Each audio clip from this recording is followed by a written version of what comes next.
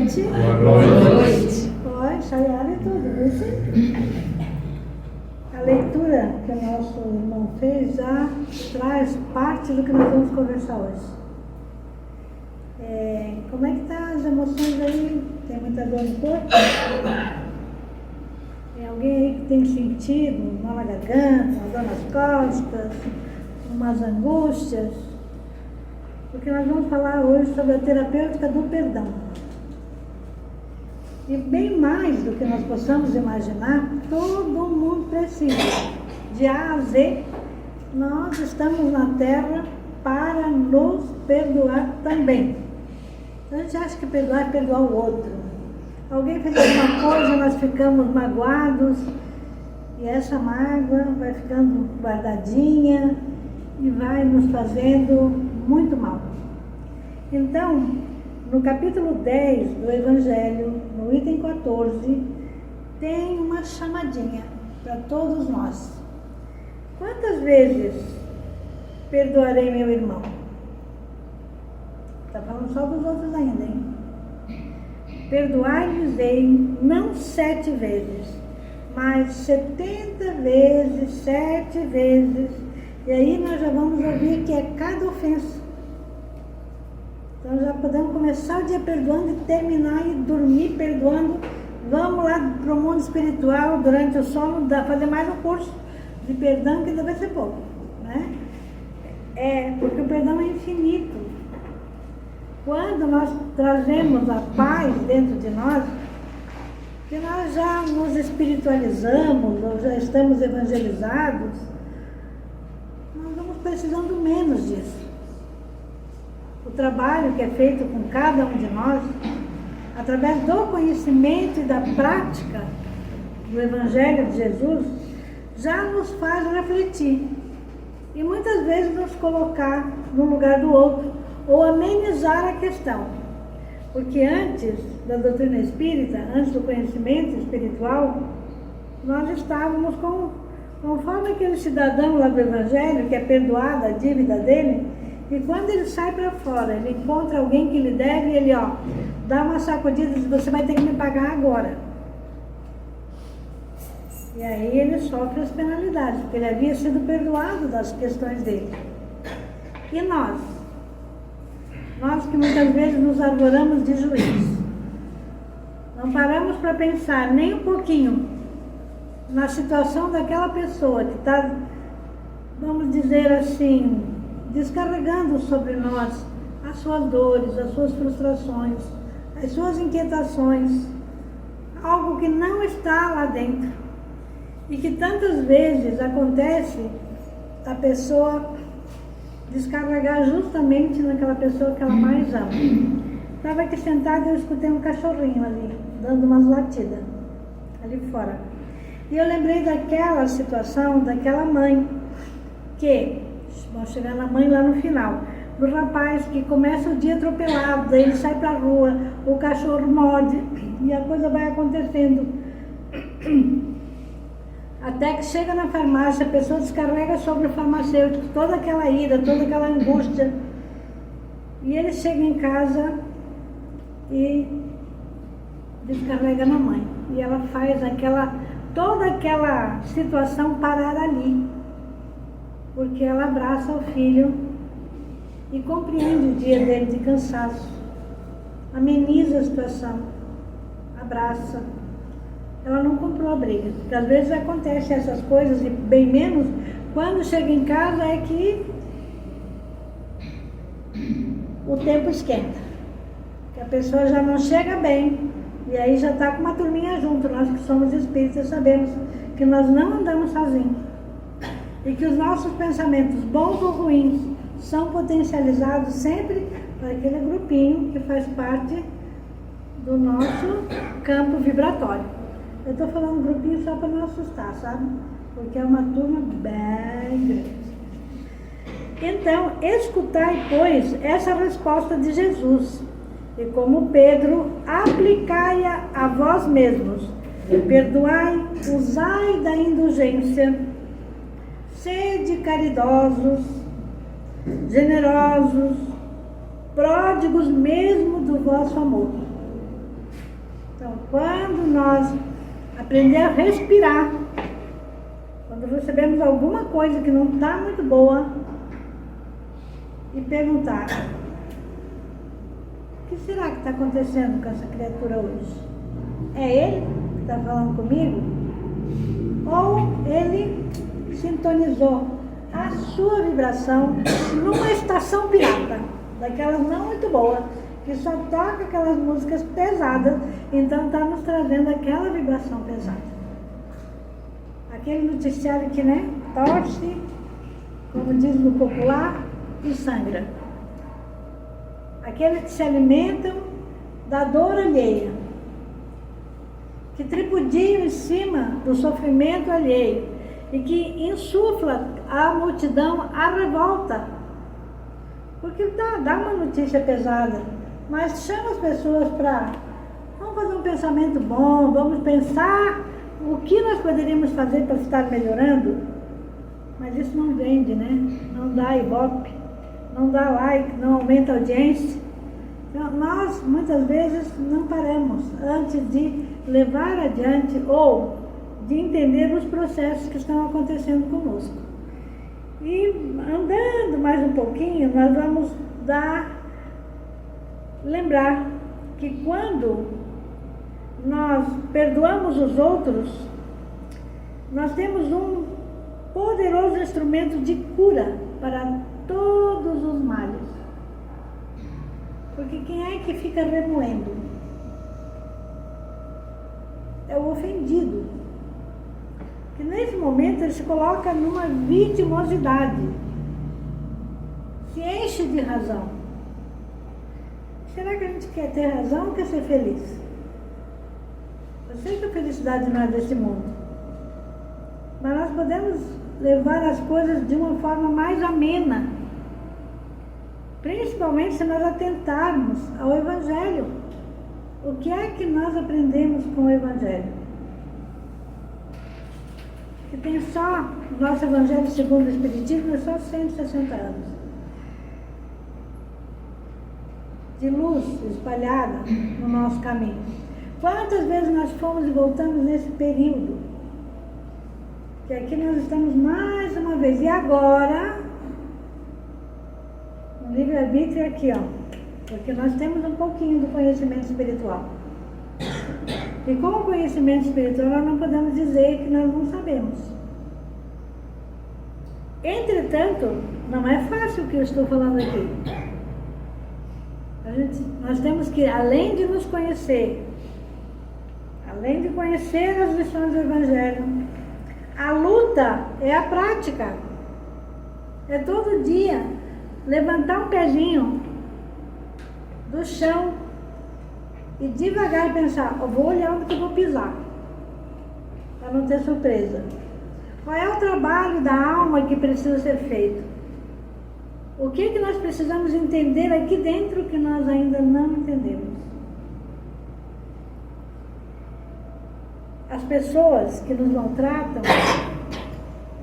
que nos magoam, são pessoas que nós amamos.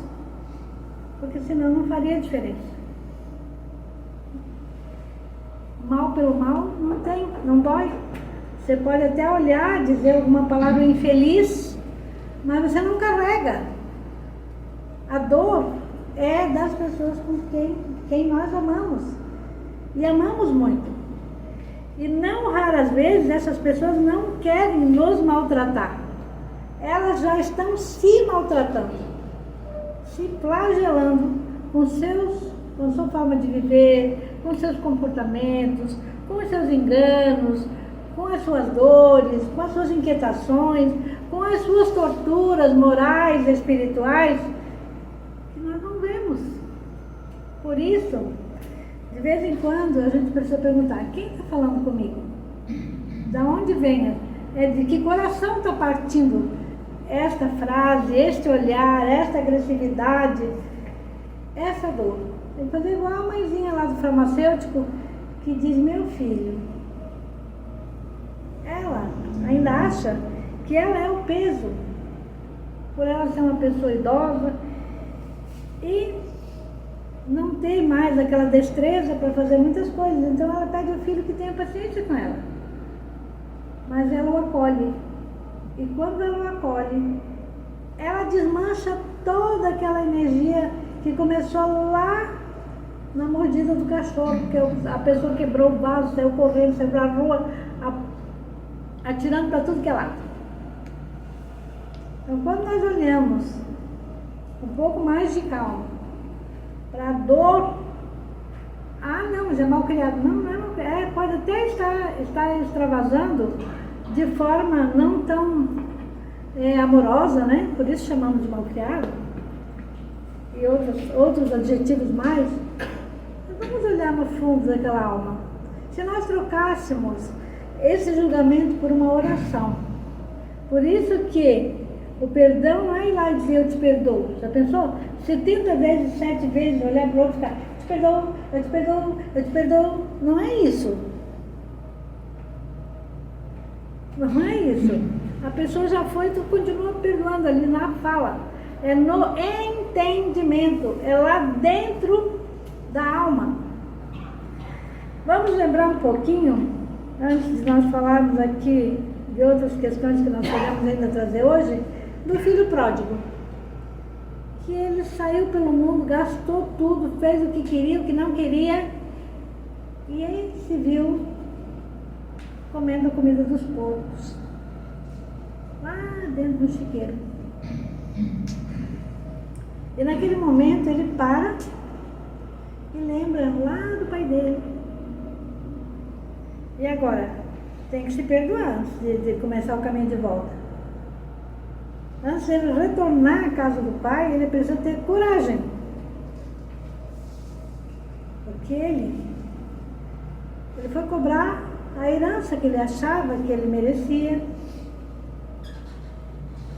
E ele não soube administrar o que ele recebeu. Então, às vezes, a gente vê as pessoas recebendo de novo e outra vez colocando tudo a perder. Estou não pedindo para ninguém passar a mão na cabeça.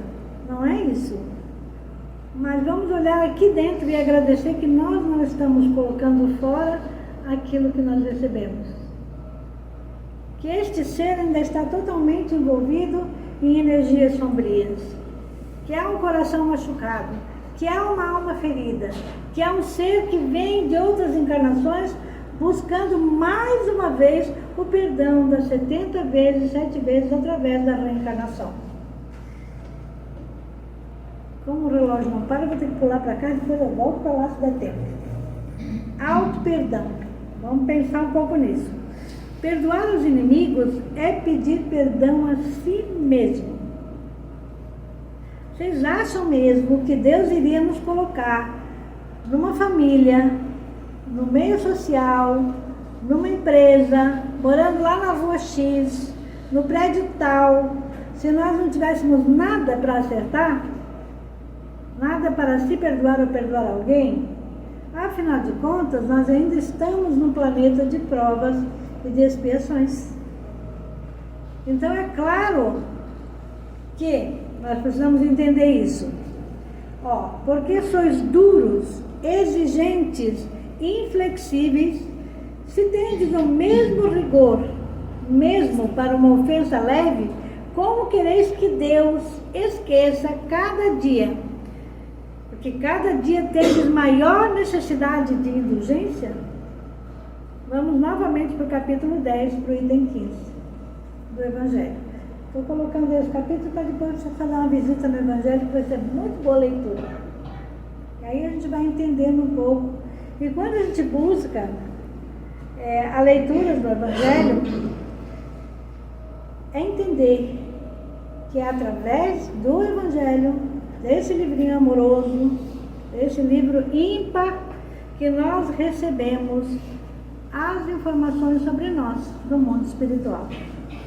Portanto, nós sempre falamos, o meu Evangelho fala comigo, o seu Evangelho fala consigo, porque nós vamos abrir a mesma página e vamos interpretar de forma diferente, porque segundo as nossas necessidades. Tem dias que a gente abre o Evangelho, é consolo. Mas é sempre consolo. E outros dias é puxando a orelha. Mas o puxando a orelha, a dor passa das orelhas e o consolo fica. Se nós começamos a entender os processos a partir desse entendimento. Então, nós precisamos nos colocar diante de Deus nosso Pai e pedir para que Ele nos auxilie a sermos menos duros, menos rigorosos, menos inflexíveis para com o outro e também para conosco. Quando alguém nos diz: eu fiz algo grave, e agora? Como é que vai ser? Já foi, agora tem que tocar de uma outra maneira, porque você vai voltar na situação. Senão não precisávamos reencarnar. Às vezes é nessa mesma reencarnação. Vai haver uma oportunidade de nós mudarmos. E outras vezes nós vamos nos trabalhando para que quando a gente retorne, nós já sejamos com outra visão sobre o mundo, sobre nós, sobre as questões morais, sobre as questões espirituais e sobre os problemas do nosso cotidiano. Nós trouxemos as coisas lá do passado, de muito longe, de muitas e muitas eras, de muitas e muitas vidas. E aí, o Evangelho nos diz que nós não vamos sair daqui enquanto não houvermos pago o último centil. Mas se fosse assim, nós iríamos viver, olha, 300 anos era pouco, uma encarnação. A gente resolver uma parte. E aí a gente ia sair daqui, não ia sair? Como é que é? Quem é que vai assinar a promissória para a gente descansar um pouco? Então nós temos as pausas, os ciclos, as encarnações se encerram. Nós vamos para o outro lado, vamos avaliar. O canteiro é nosso. E agora, Inarinha, o que é que tu plantou aí? Vamos visitar esse canteiro. Está um pouquinho melhor do que da última vez. A gente tem tentado melhorar. Então, olha, agora tu vai voltar. Mas tem esses obstáculos aqui que vai ter que, dessa vez, vai precisar agir de forma diferente. Vamos trabalhar um pouco. Vamos ser mais persistentes, mais perceptivos. Vamos ouvir melhor. O que Jesus está falando com você hoje? Quem foi que abriu o Evangelho hoje e fez uma leitura? Ai. Tem ninguém me dizendo que levantou, que tem você salvou os outros. Mas, ó, tem 2. Dá tempo ainda, tá, gente? Quando chegar em casa, antes de dormir, faz esse exercício. O que Jesus falou para cada um de nós hoje? Tá, se você não abriu o Evangelho, o que chamou a sua atenção durante o dia de hoje? Qual foi o desafio que você teve que mexeu mais com as suas emoções? Essas emoções que precisam ser curadas pelo nosso entendimento e pelo nosso alto amor.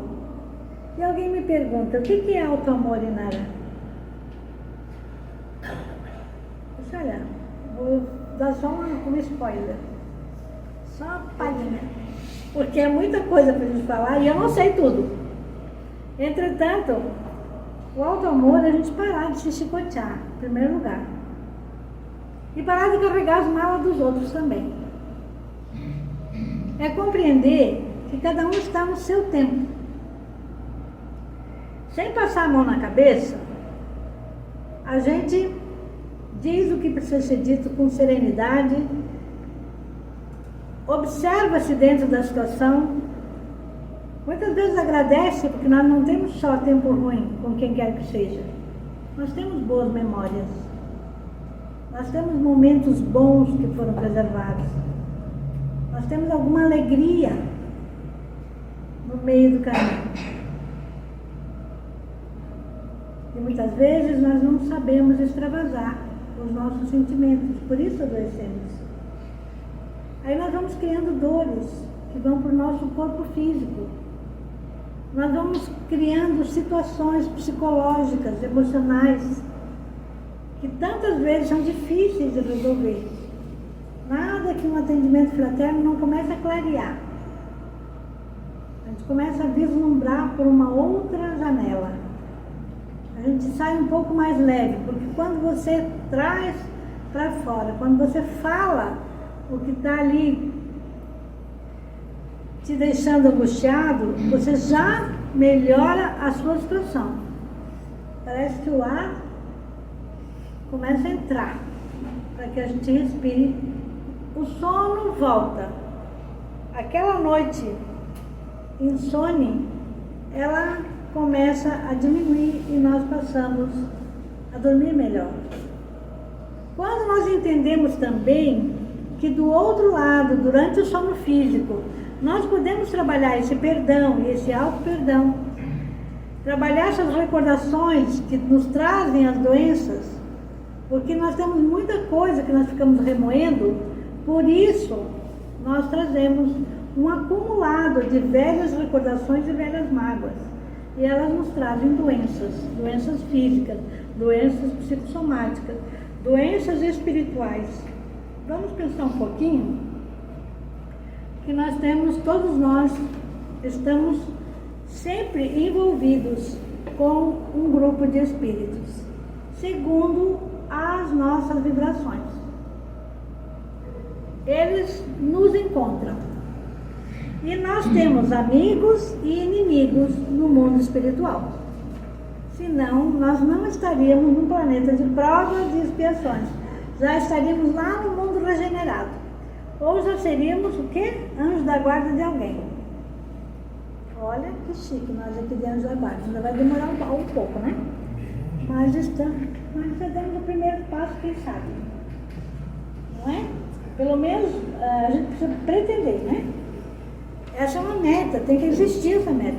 Porque senão a gente só vai dando desculpa. Não sou Madre Teresa, não sou Chico Xavier. Muito fácil isso. A gente dizer que não é o Chico e não é a Madre Teresa, né? Vamos aceitar nossas provas e ver o que eu posso fazer hoje para melhorar o dia meu, que também melhore dos outros.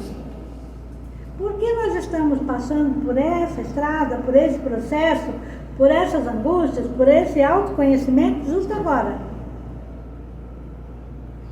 O próprio Evangelho nos traz um capítulo que fala no bem e no mal sofrer. O bem sofrer é quando a gente raciocina o sofrimento, busca ajuda, chora tudo que precisar, volta de novo, escuta outra vez, lê 800 mil vezes o mesmo capítulo do Evangelho até o momento que diz, opa, hoje eu entendi um pouquinho. Já está muito bom. Então, as predisposições físicas das pessoas, as enfermidades, nada mais são do que tendências morais da alma, que podem modificar as qualidades do sangue, dando-lhes maior ou menor atividade, provocar secreções ácidas ou hormonais, mais ou menos abundantes, ou mesmo perturbar as multiplicações celulares, comprometendo a saúde como um todo. Eu conheci uma pessoa que ela tinha uma anemia profunda. Ela era branquinha, assim, aquele branquinho de doentinho, de falta de energia. Até o lábio dela ela andava um pouquinho e dizia, eu preciso parar um pouco. Eu não tenho força para prosseguir. Mas ela ia se arrastando e chegava no centro espírita. Aí, certo dia, houve um recado para essa pessoa. Que a anemia dela era espiritual, causada por velhos tormentos e velhas mágoas, que ela precisava perdoar algumas coisas que ela trazia dentro de si e se perdoar também. Que toda situação tem os dois lados. A gente se ofende, mas às vezes a gente provocou a ofensa. Tem essa também. Passou o tempo e hoje ela já está mais curadinha. Já é até trabalhadora numa determinada casa. Então, olha bem, gente. Como nós recebemos a medicação espiritual. Só mais um pedacinho, porque o relógio lá já bateu 5. Portanto, as causas das doenças somos nós, sobre nós mesmos. E para que tenhamos equilíbrio fisiológico, é preciso cuidar de nossas atitudes íntimas, conservando a harmonia da alma, a harmonia na alma. Como ter a harmonia na alma? Aí a gente vai se perguntar, como que a gente faz isso? É como a pessoa me perguntou, o que é o auto-amor? O que é o autocuidado? O que é o auto-perdão? É a gente compreender o outro também. É se colocar no lugar do outro. É ser empático. Porque aí, ó, se você erra, se você erra, eu também erro. Se você tem algo para resolver, eu também tenho. A doutrina nos auxilia a ficar de pé. Nos dá 1000 oportunidades de transformação, que não deixa de ser um auto-perdão. Nós estamos num planeta de provas. Então, quando alguém me chama para fazer uma palestra, eu podia dizer, não, hoje eu não posso, eu estou cansada, eu tenho 1.500 tarefas. Que nada, gente, lá vou eu. Vou dar um jeito de me preparar e lá vou eu. É a oportunidade bendita. É saúde. É busca. Até o último dia, se Deus quiser. E como diz o outro, quando chegar do outro lado, eu espero estar pronto para o serviço. Não sei se vai ser bem assim, mas pelo menos, né, o pouco que a gente puder fazer, a gente faz. E para encerrar, nós sabemos que o câncer é uma enfermidade da alma. E que são velhas mágoas que, acumuladas, a pessoa lembre ou não. Que fica ali um gatilho, que lá um dia ele é trazido para fora. E que às vezes a pessoa consegue chegar num resultado positivo.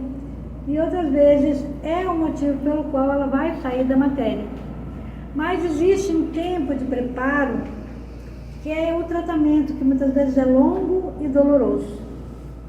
Mas é preciso fazer. E uma amiga nossa, que já está no plano espiritual, ela passou por essa experiência.